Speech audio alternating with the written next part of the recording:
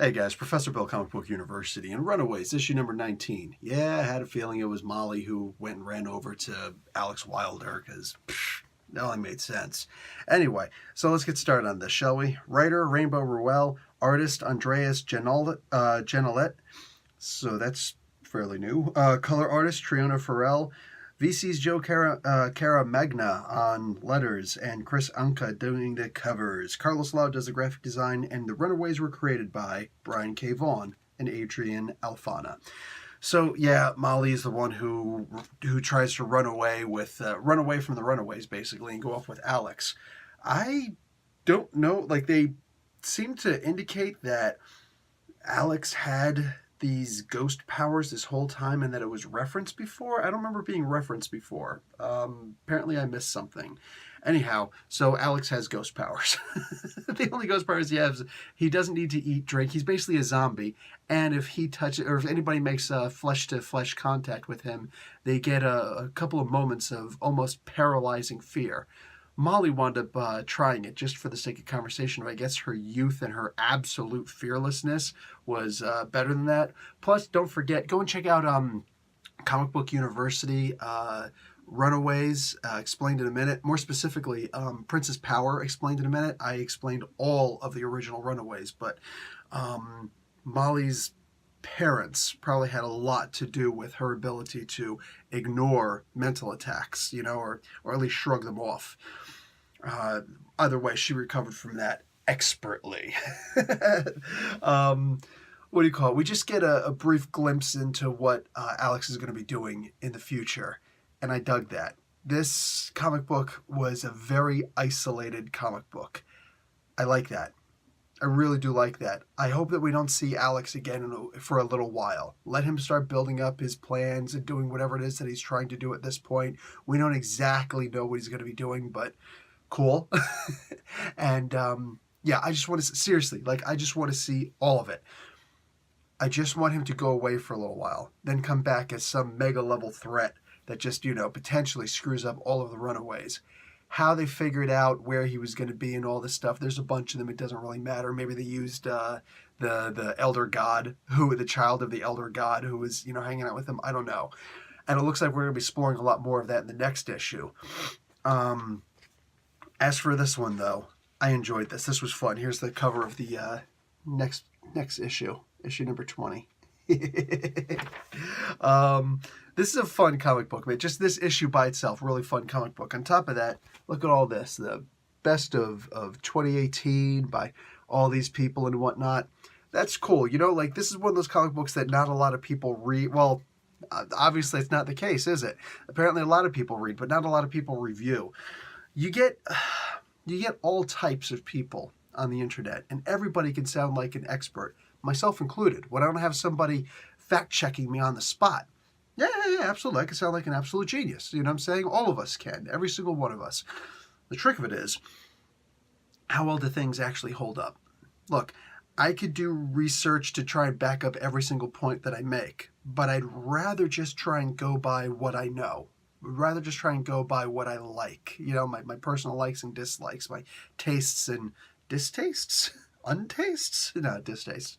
But I never thought about looking up to see how much money this book was making, or how well it's doing, or this or that, the other thing, because I'm just the type of person that I don't really care. I don't care. I'm interested in just reading a good book. And I think that's the majority of people who follow Comic Book University, who follow my channel. Because, yeah, we're not so concerned with the whole, I get it, the whole Comicsgate thing, whatever. You know what I'm saying? If you love Comicsgate, if you despise Comicsgate, if you don't know what Comicsgate is, you're probably in the best boat if you don't know what Comicsgate is. Just ignore it then. But, there's a lot of toxicity on that point. And I'm not talking about male or female or this or that or the other thing. I'm just talking about in general. It feels very toxic. It's a lot of people trying to make a lot of points and only doing research to back up what they're saying. Oh, and a whole lot of allegory and what's it called when you're just using someone else's reference points as your own, as proofs, as evidence. Whatever. I'll figure it out later. The idea is that you're trying to push an agenda. But of course, they're always going to say, "Oh, they've got an agenda." No, they're catering to an audience. That's what they're doing. The comic skaters are the ones with the agenda. If we're up to the comic skaters, they would probably say all sorts of negative things about this comic book. You know what I'm saying? If it was even on their radar. In fact, the idea that it won so many, if this is awards or whatever it is, probably going to be a bunch of comic skaters jumping on this all of a sudden. Look, this is a fun comic book. I don't care what the sales are. I just hope that the sales are enough that they don't fall apart and that, people don't just decide, we're just going to have to cancel this book. That's all I care about. And I don't care enough to actually look it up. I don't care if everybody else likes this comic book or if nobody else likes this comic book. I like this comic book. That's the only thing that matters to me. That's one of the ways I feel that all of us should look at comic books or anything in life. It's good for me. I don't care if the people I follow on YouTube like it or don't like it or whatever. You want to look at somebody's opinion, by all means, look at someone's opinion. You want to allow it to influence, what you're going to buy, what you're not going to buy.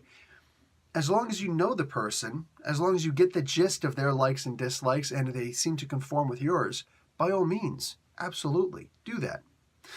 But, yeah, I'm telling you, man, I'm just glad that on average, your average comic skater isn't looking at this stuff. And I genuinely feel like those guys really don't know enough about comic books to really be able to comment on comic books. It just feels that way.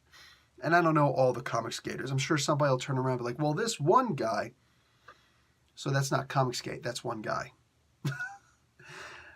I just don't see the point. I read this comic book and I'm just enjoying the comic book. And I wish that this best of thing that they put on the cover was actually on the back. But whatever. You know what? I've read 18 issues before I even saw this best of thing. And I pick up this issue and I look at it, it's like, oh, that's interesting. And then I read through and it's like, nah, this comic book had me interested from issue 1. Sure, there's been a couple of issues I didn't like, and I still kept on reading. I missed one issue. Very upset that I missed that issue, is what it is. But I'm just reading the comic book because I want to read the comic book. Not because this guy, that guy, those people, whatever, told me, oh, this is just, whatever you're going to call it, some kind of trash or garbage or, or the keywords they like to use, the SJW nonsense, and, oh, they've got an agenda. No, the agenda is to sell books. That's it. Not to sit here and make some silly little show on YouTube and, get people to go, oh, dude, did you see how you ripped that comic book? No, I don't care. I don't care. I just know what I like. And I don't care if nobody else likes it. I'm okay with liking it. And that's the thing about it. Isn't that what it's always been about? Being some kind of a comic book nerd, a comic book geek. You just read comic books. And everybody else, if they found out, well, at least when I was a kid, and if anybody found out you were into superheroes, you'd get beaten up. So we had to keep it a secret. Yeah.